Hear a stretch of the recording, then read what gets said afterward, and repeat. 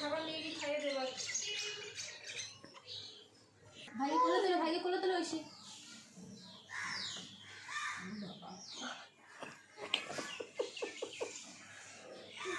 হচ্ছে না ঠিক মতো।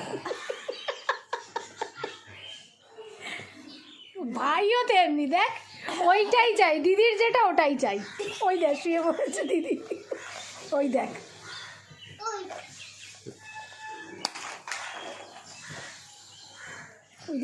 ও আমার পা দিয়ে ধরে রাখার চেষ্টা করছে। আমি খাচ্ছি।